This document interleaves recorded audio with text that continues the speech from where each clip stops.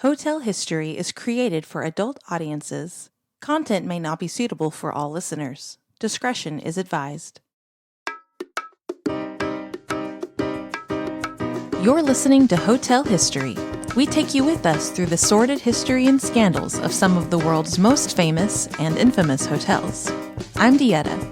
And I'm Yael. Let's get started.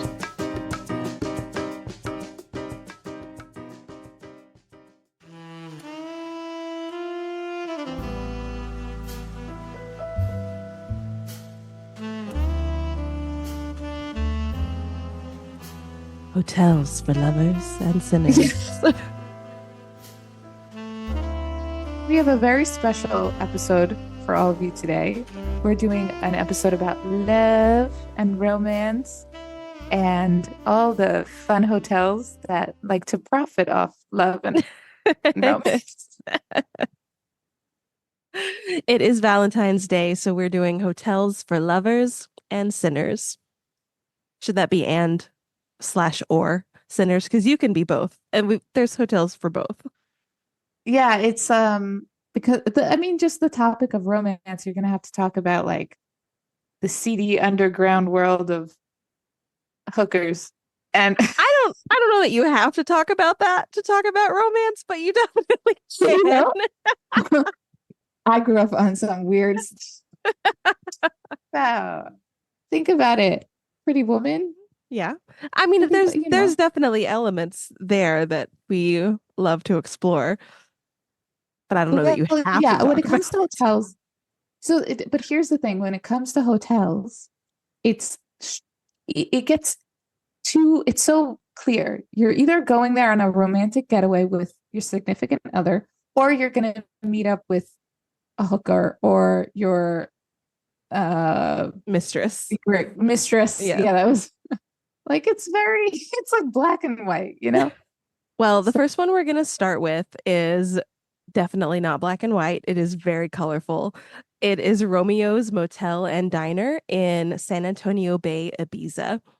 Romeo's motto is for lovers and sinners, and that's what inspired the name of this episode.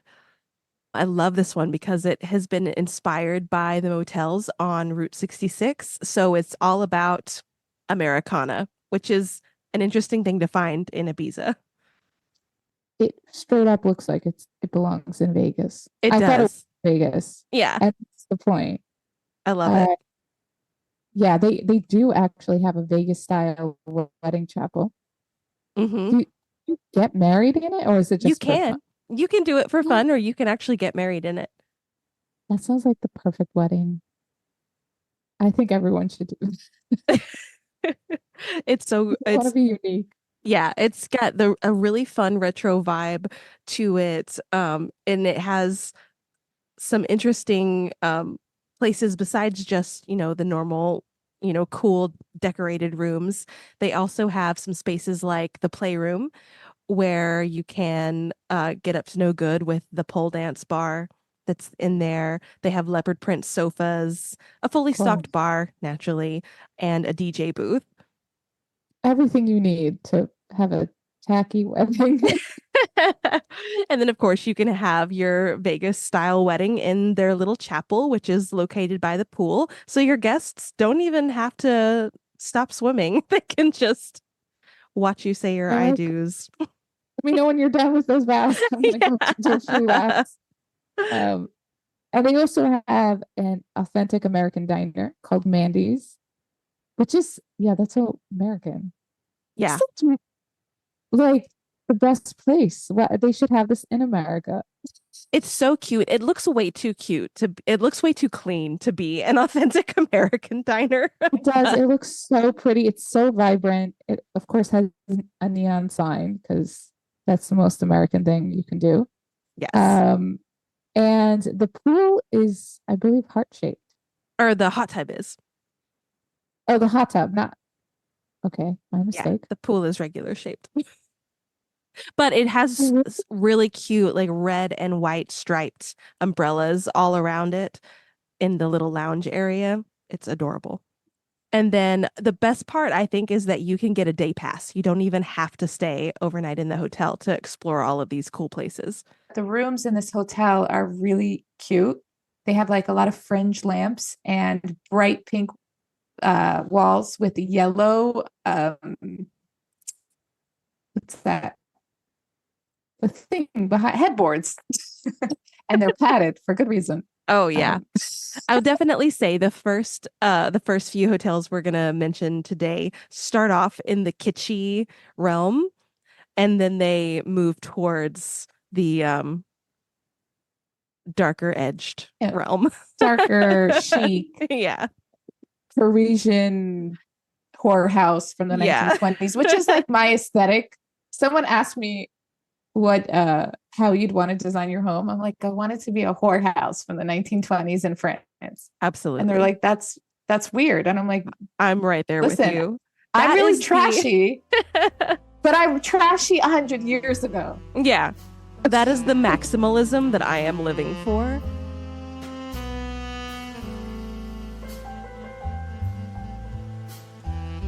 We are going to the Poconos now in Pennsylvania. And this is actually 3 different resorts owned by Cove Pocono Resorts. They all have their own, slightly different kind of vibes to them, but still the kitschy resort from the 80s theme lives on through them. So there's Cove Haven in Lakeville, Pennsylvania, Pocono Palace in East Stroudsburg, and Paradise Stream in Mount Pocono. These are, I feel like, were advertised heavily in the 80s. Every single person has seen these hotels. The heart-shaped, baths, the bubble bath of champagne glass, the bad, awkward porn.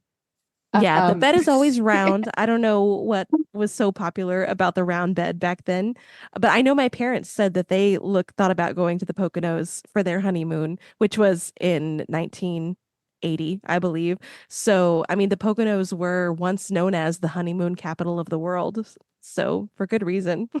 Each one of these resorts will have its own style of romantically themed rooms, but they do almost all have the heart-shaped bathtub, the round bed, and they all have a suite that will include a 7-foot tall champagne tower, if that is your vibe.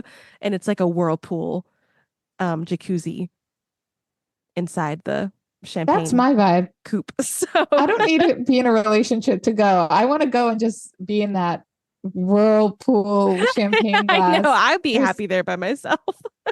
and have the fireplace going and the velvet and I'm sorry, is that red carpeting? Yes, it is. You wanted to know. So we went to there's a podcast out there and I forgot what they're called. It's called a pretty cool hotel tour. A pretty cool hotel tour, and they go and photograph all these kitschy hotels, and they've done a ton of these. And they had their book release that we went to, and we have a video up on TikTok and Instagram if anyone wants to see. And yeah, the book is called all the Hotel photos. Kitsch. Oh yeah, the book looks awesome, and the photos are everywhere. And I think they got a huge velvet red heart-shaped bed in middle. Right? Yes. Am I remembering it right? Yeah, and then there was another heart-shaped thing on the side, and then like a phone, and that was fun. Yes, and all of these resorts are very outdoors vibe. If you want something to do outside of the champagne tub, they have a ton of outdoor activities. They have a spa. At least 1 or 2 of them are on a lake, so you can do all kinds of stuff along those lines as well. The Poconos is a great getaway. You can ski and hike and do all the winter activities. Everyone I know goes away to the Poconos in the winter. There's a ton you can do. So if your guy is not interested in sitting in a champagne jacuzzi, he can go hike. He can go take a hike.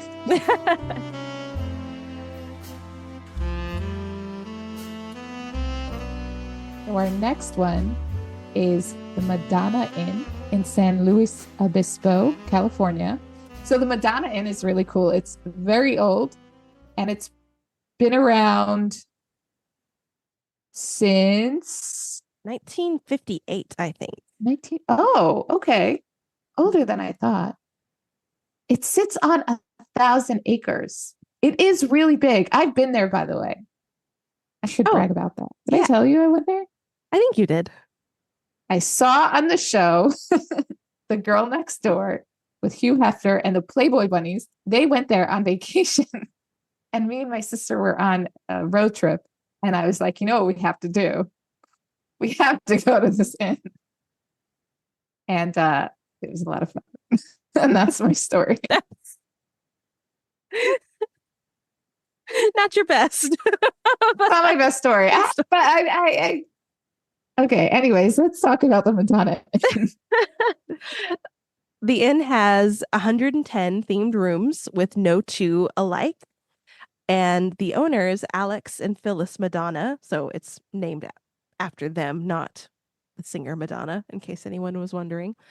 They co-created the Madonna Inn with fantasy in mind.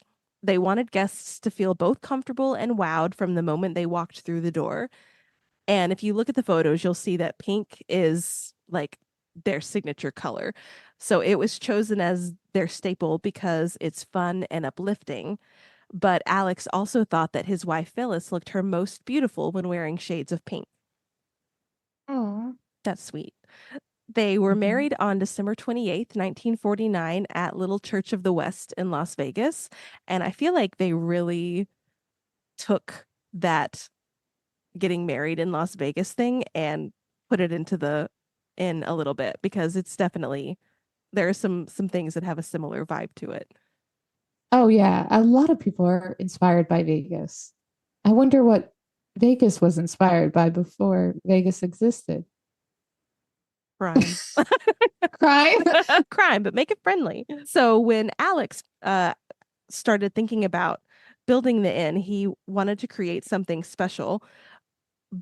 And he knew it was economical to create it with identical rooms, but he was like, no. That's not what we're doing here. So he wanted an unforgettable hotel. And he actually ended up having Phyllis style and decorate all of the rooms, even though he started by hiring an interior designer. He was like, nah, you've got this. So she, that's Phyllis's personal touch in every single room. Yeah, every single room does have a different theme. I remember seeing some of the rooms that, like, one is a cave room. One is like, it's such a fun place. And they have a restaurant, and they know people just come to see the inn. Yeah. You can just go in. Yeah, they have a restaurant. They have a couple of restaurants, I think. And they also have a bakery that's really famous that has like a really famous pink champagne cake that they make. And it sounds good. They have a room that I was looking at. I think it's their honeymoon room. But to me, it looked like if you were going to decorate a room themed around Cinderella, but like the actual French version of Cinderella, not the Disney version. It was just like blues and silvers and like old, antique furniture. It was gorgeous.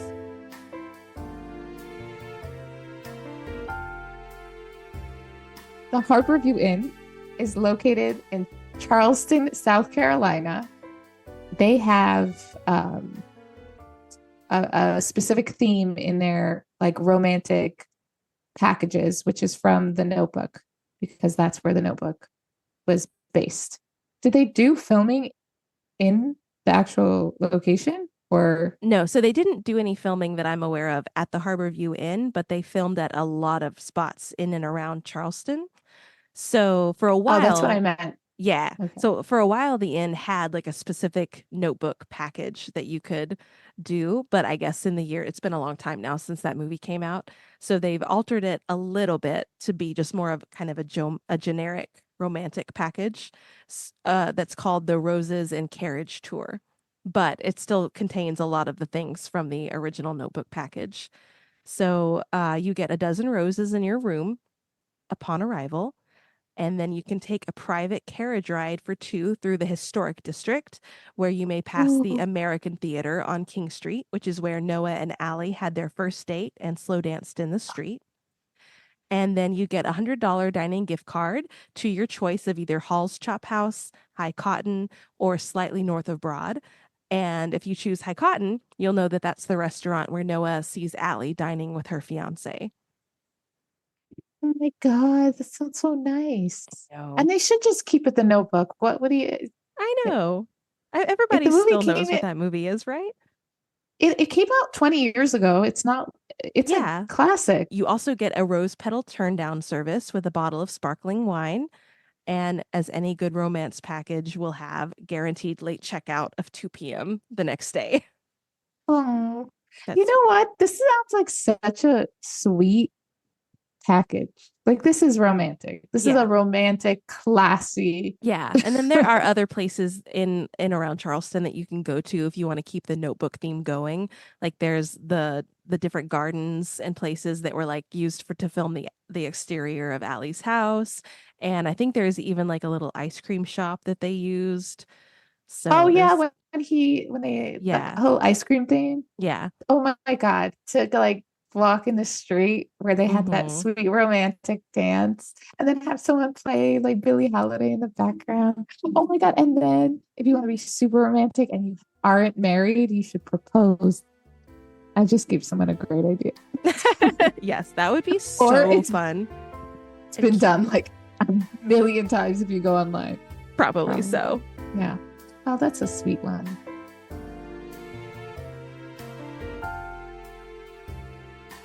So we're going to move from sweet to sexy.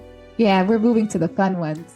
Yeah. Okay. So if the Notebook isn't really your scene, then maybe you were more of a 50 Shades of Grey type person. Then you're going to want to go to the Fairmont Hotel Vancouver, Columbia, in British Columbia. So this hotel is known as the Castle in the City. And according to their website, it has been the pinnacle of elegance since its debut in 1939, when a visit Oh, it's old. when a visit by the British royal couple sealed its reputation as one of the most iconic luxury hotels in Vancouver. The Lieutenant Governor Suite was the one that was used in the movie, and they do have a romance package. So you'll get luxurious overnight accommodation. I'm guessing that means one of their nicer rooms. A chilled bottle of sparkling wine and delicious chocolate dipped strawberries, deluxe breakfast served in the comfort of your room, and a late checkout of 2 p.m. Everyone's got a late checkout. Yeah, well, you're going to be up all night. Exactly. Busy. Yeah. You're getting busy. Wait a minute. So. That's all they give you? Not like sanitation wipes? I think several years ago, they actually had a Mr. Grey package, and they would also give you like a gray tie and stuff like that. That's cute. A fun sidebar on their blog, I saw a story about how this hotel had Vancouver's first unofficial gay bar in the 1940s. So they opened with a men's tavern on their mezzanine level in 1939. And because it was a men's only bar, it allowed gay men to gather without causing any suspicion. So it became a popular spot and their first unofficial gay bar. Okay, so this explains a lot because there's so many bars and restaurants back in the day that were men only, and maybe they just were like, yeah, this is really a gay bar, and I'm probably and we not don't all want of them, women to come. but I bet a lot of them, yeah, they used this that makes as a sense. reason, as a way to fly under the radar. So there's a lot of unofficial gay bars. I bet there were. Yeah. Absolutely. This is making so much more sense.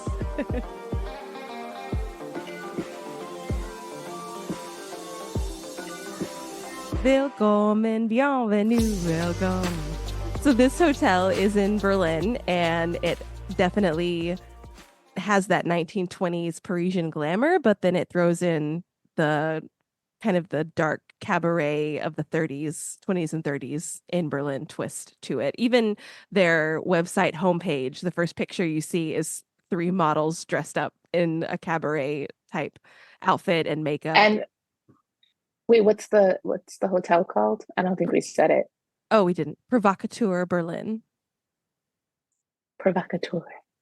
That's like such a good name for I know, this I love hotel. it. No, Yes, no, I love it. the the interior is also really nice. Yes, it is 7 Um, floors of velvet, marble, brass mirrors, Persian rugs, and chandeliers. And it's gorgeous.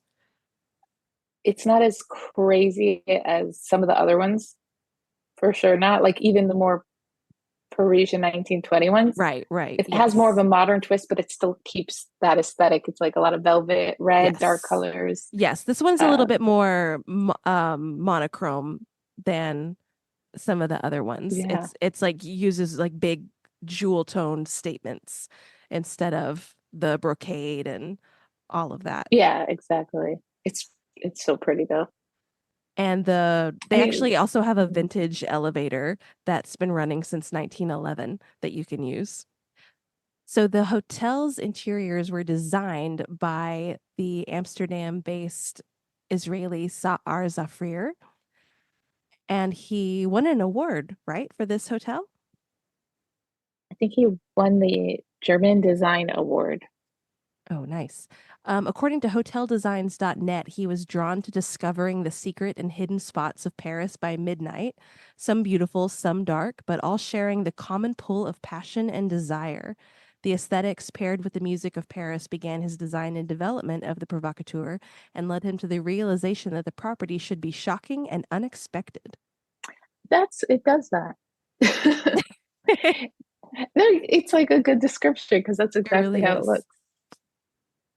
One thing that I love that they do that is definitely unexpected is that every room has a provocateur mode, which is a switch beside the beds that dims the lights, turns on atmospheric music, seductive music, if you will, and Ooh. also projects video art on the walls. And I'm gonna bet that art is erotic. Oh my God. You know what I like? They kind of make they do the thinking for you. They're Mhm. like, don't worry about this. We got this. Yeah. Like, you don't even have to get someone to come into your room and prepare that. They're like, just turn the switch and, you know, don't I think love too much, it. which I think a lot of people do get overwhelmed. And then with this, it's like, if it's cheesy, you can just blame the hotel. It's like, it's like Yo, so cheesy. that's what they did. It wasn't me. Yeah. Sorry. They also have a L'Amour package, which is an overnight stay in one of their deluxe rooms, breakfast, welcome drinks.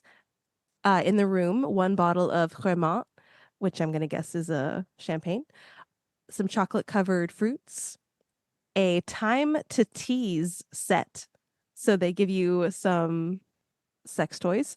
And, and of Or like course, feathers yeah, or or something, something. yeah. Maybe like a mask or fuzzy handcuffs or something. We don't know what's in their time to tease set, but and then they Uh, decorate the room with roses. So that's one of my favorites so far. I definitely want to go there. oh my God, yeah. I want to go to Berlin in Mhm. general.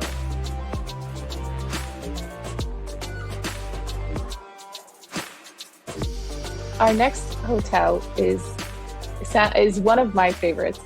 And in our previous episode where we interview Monica and Angela for the Hotel Who, we asked them if there was a hotel that they would want to haunt. I don't know if it was Monica or Angela, but one of them said the Maison Souquet.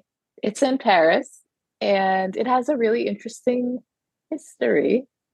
It's been a hotel since 1907, but it started its life in 1871 as a school for girls until 1880. Not really sure what happened to it in the intervening 25 years, but in 1905, it became a brothel run by Madame Souquet. But Yeah, it was so it, only a brothel for 2 years yeah, it was because a it short-lived then turned brothel, into the but hotel. yeah, and then it became respectable, I guess. Okay, so they didn't even try to hide their history at all. No, they have fully, fully embraced the background of the brothel. So it was a hotel, for all that time, but it was acquired in 2013 by a new company, and they did some renovations and redecorating, and it reopened in 2015. And Ooh, the interior designer, Jacques Garcia, drew his inspiration from the Parisian brothels of the Belle Epoque period. So all of the my decorative favorite elements, period. yes, all of the decorative elements are from the end of the 19th century and the beginning of the 20th. I love that. Whenever they embrace their history or their connection to things rather than try to Mm-hmm. move away from it, it always works out for the better. It's just like, yeah, this is the salacious history of this hotel. It makes it so much more interesting. The fact that it started out as a school for girls Yeah. and then turned into a brothel and then a hotel, I feel like that's amazing. Um, that reminds me of the school I went to. It did not turn into a Huh. brothel, but That's depending interesting. on who Yeah. you Well, that asked, some of us sounds had like not the some greatest trauma reputations. that needs to be unpacked. The school was located, it was the building used to be a silent film studio. And now it got torn down and they made a different building. It's like a condo or whatever. But the silent film studio, like the setup, I think was very similar. Like there was things about it that didn't change. But the most interesting part was my teacher told me that if they opened up the basement, like if they knocked down the walls, they would just find all these old film reels. And Oh. they're probably still there. I mean, that's not true. They're probably not still there because they totally got rid of that building and redid it.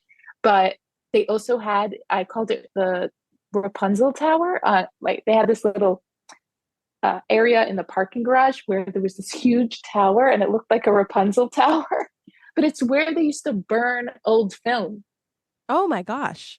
Yeah. It was like, that made it so. I remember learning that. I'm like, oh my God, why don't they talk about this more? The best places have these kind of history.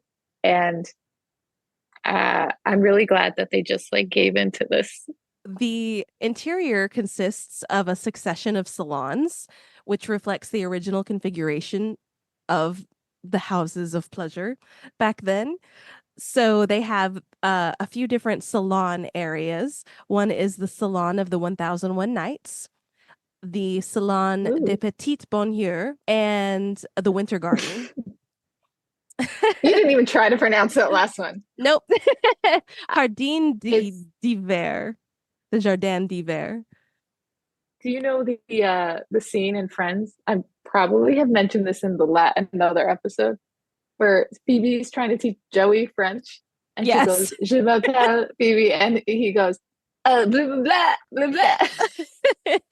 Yeah, That's pretty me. much every episode that we have done where we have had to pronounce anything Yeah. that we'd never seen before. So the Salon of the 1001 Yeah. Nights was formerly the first lounge, and it was known as a chat room or social room, and it was reserved for men, of course.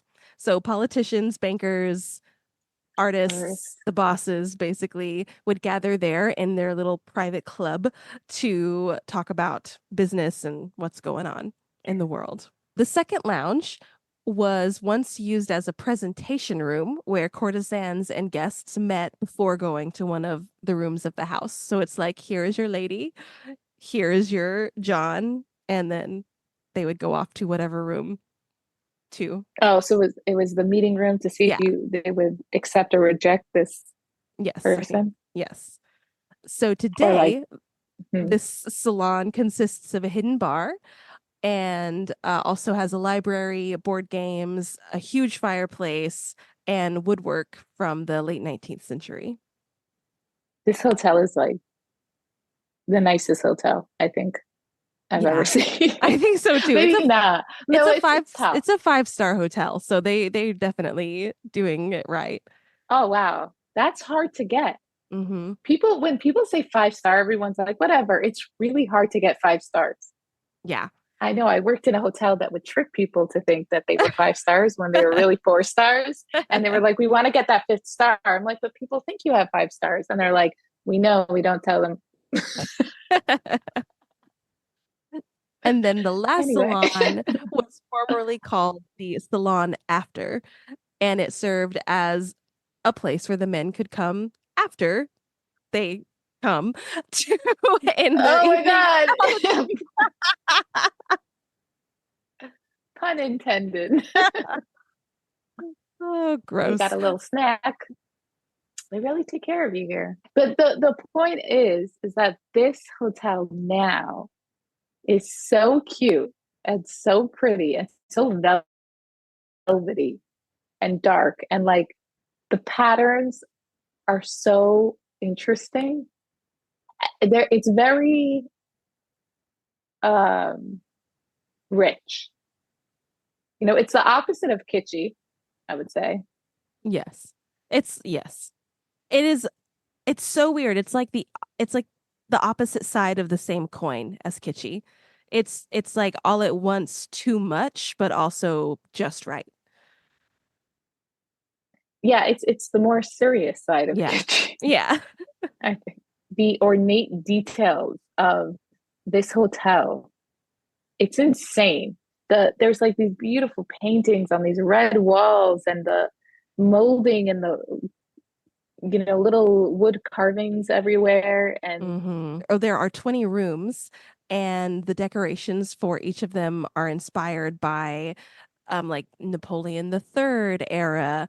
There's Indian inspiration, Chinese dynasty, Japanese, and French 18th century. So they've really taken like the most luxurious design styles you can possibly think of and incorporated all of them into it. And then my favorite part is that each room is named after a famous courtesan. So you could stay in the La Castiglione room, um, the La Belle Otero. So pick your favorite courtesan. I wonder if they give you a little summary of their lives in each room. Oh, that would be nice.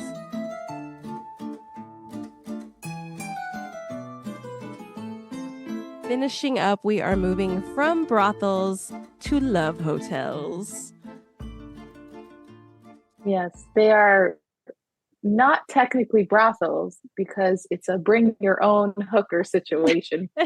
or girlfriend or one night stand. Okay, or one night stand. They are all through BYOL. Yeah, Bring your own lover. They are all throughout Japan, and they are also known as boutique or fashion hotels, which I think is very misleading because a boutique hotel means something completely different in the rest of the world. But they're also known as no-tell motels, which I love. I like that. But yes, these are hotels that offer rooms for shorter periods of time than your typical overnight stay. You can rent for a minimum of 1 to 3 hours during the day, which is called a rest, or for the whole night called a stay, which usually starts after 10. And as the name suggests, the main purpose of love hotels is to provide couples with a room to spend some undisturbed time together. Yeah, because they work a lot in Japan. They don't have time at night. I'm assuming they have a lot of issues when it comes to love. So they want to make it as convenient as possible. Yes. But what's really cool is that each hotel, and they're really cute. There's so many. I looked up a bunch. There's all different kinds of themes and styles, and Yes. there's like a hotel for every kind of person. Yeah, exactly. According to SavvyTokyo.com, the modern term love hotel comes from an actual hotel called Hotel Love, which was the first of this kind to open in Osaka in 1968. And so it's kind of like how we call tissues Kleenex. Like they just took the name of the first one that existed. It's so good. Yeah. And then of course, now there are thousands. But they were originally meant as short stay destinations for couples needing privacy because during the early post-war period, young couples still lived in the extended family dwellings. And so they needed they needed to conduct their one-on-one moments outside of hearing of the grandparents and the parents Oh my that God. they're Yeah, because living those with. walls are thin. Have you ever seen the Japanese homes? I haven't, but yikes. They're not thick. I'll tell you that. I know They're it. like I made out of mean, parchment paper. I mean, I know people here are, trying to not disturb their neighbors. I can't imagine also having to think about other family members living in the same place as you. So, but during the economic bubble in the late 80s and 90s, love hotels actually became a status symbol date spot. So going there with your partner was kind of like a ritualized thing as part of like your standard date. And the hotels were flourishing, Ah. business was booming, and to keep up with competition and demands, they started to open the themed hotels like you were talking about. So jungles, fairy Ah. tales, whatever you need. Are they still in high demand? Do you know if they've I don't think gone down I or think the demand has gone down now that couples are more likely to live alone and not with the extended family. So I think the demand has gone down for that. But a lot of them are still trying to be competitive. And so they have made it now where they are more open to like, they have some family things available. They have some business, people traveling business people. And one article I read was by a woman saying that anytime she travels alone to Japan, she stays at a love hotel as long as it's in like a good part of town because the rates are really reasonable and you don't have to book in advance. Like the whole point of them is that you just show up and book what you need. ah, okay, yeah, no, that sounds I would totally stay there Yeah. just to see what it's like. Yeah, and she said a lot of sometimes the hotels that cater to business people are more like catering to businessmen and they don't always have like the same amount of amenities or even like space to, for the bathroom and stuff like Really? that these are much nicer. Oh, and the reception at the Love hotels are anonymous, which is very popular in Japan to just be anonymous or like not Hmm. talk to people. They also have that robot hotel. Yeah. You can usually find them in like places where there's going to be a lot of clubs and bars and they can be recognized because they're always going to have like really extravagant looks and their signs are going to advertise both rest and stay rates. There are actually love hotel districts in large cities. So like Tokyo has Love Hotel Hill in Shibuya. And so they have That all the makes sense. different Yeah. hotels together. But in smaller cities, they're often found near major roads on the city outskirts. So if you find yourself in Japan needing a quick place to stay, that's where you're going to want to go. Some examples of them are Meguro Emperor, which is one of the few remaining original love hotels. It was built in 1973, and when it first opened, it was famous because it had some wild room themes and revolving beds. But now it has more of a luxurious, comfortable feel to it, so they've redone it. Some of the rooms come Oh, equipped nice. with open air baths, which gives the Meguro Emperor a very vacation vibe. It also says here that you can rent costumes Yeah, some of them and different things you at the can, yeah, hotel. you can rent costumes if that's your cup of tea. Hotel Papillon has unique rooms. Every single one is different. And it also has false windows with images of famous night views. Oh, so if you don't have a good view, good city skyline, then just put one over the Pretend. window and you're done. Yeah, because that's why you're going to the hotel to look out the window. Yeah. Other special features of certain rooms are grand pianos, a classic car queen-sized bed, roulette and slot machines, a fountain, and even a candy-themed room. And last, we have the Hotel Alpha, which is a BDSM love hotel. So this is heading on back to 50 Shades of Grey area. But it's exclusively Yeah, designed. this is interesting. Yeah, exclusively designed for S&M purposes. Each room comes equipped with free-to-use whips, collars, ball gags, clothespins, feather dusters, and blindfolds, while others include suspension setups, X or T-shaped bondage frames, S&M chairs, and other such themed items. You can also purchase candles, rope, etc., or rent costumes from their in-house store. Oh my God, that's kind of awesome. I do That not makes want to sense. be a maid in this hotel. Yes, or they have to get paid really well. I really hope they do. Dear God. Yeah. That would be a nightmare. That's unsanitary. Yeah. And they probably have things like to protect some of the items. Lay down a tarp or something. My question is that for a sex hotel or a love hotel, sorry, makes sense. Why aren't there any BDSM hotels in America? Because they would be used. There's like a ton of people into that. Because we're so Puritan. Like, we are obsessed with sex, but like to pretend like we're not. Really, even now?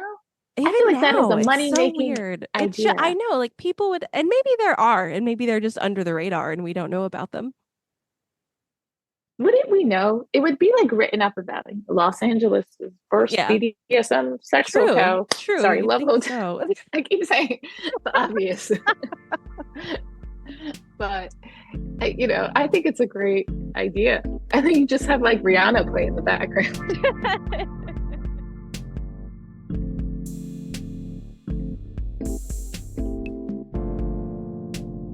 So, out of all the hotels we mentioned, which are your top? Which one are you like, I wanna stay there? I absolutely am going to say it is a tie between the Provocateur and Maison Souquet. Yeah, that's pretty good. But because I've been to the Madonna Inn, I can cut that. I can scratch that off. But I never stayed there overnight. But still, the Souquet. Mm-hmm. How am I saying it? How do you just say don't it? pronounce Souquet? the T. Souquet. Yeah. Souquet. That one, and maybe it's a tie between a love hotel in Japan or a kitschy hotel in the Poconos. Yeah, I really want to swim in a champagne whirlpool. So yeah, I know. I really want to do that too. I really want to do that. But then the love hotels are like, I guess I'd want to just like visit the area and visit them. I don't know if I'd want to stay. So I would say, you know what, the Poconos with the champagne and then Souquet. Yeah. The Souquet, I can live there, to be honest. Like, if they're like, you can stay here forever. I'm like, okay. Oh, but you know what? I really want to do the Notebook Hotel too. I really do. I know it sounds so cheesy, and there are people who are totally not interested. And I feel like at some point I probably wouldn't, maybe years ago, care. But maybe I'm getting more soft in my older age. But if I had like a fiance or something, I would want to go to the Notebook one. That is just so freaking cute. It is. It's really, and then of them all, I think that one is probably the most romantic. It is the most romantic. It's the most classy romantic. Yes, one. It's warm fuzzies and butterflies and young love and some are just like sex, and other ones like 80s porn. Yeah, and then there's this one.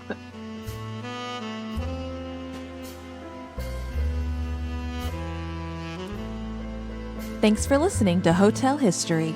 You can follow us on most social media platforms, Patreon, and Substack by searching for Hotel History or Hotel History Podcast.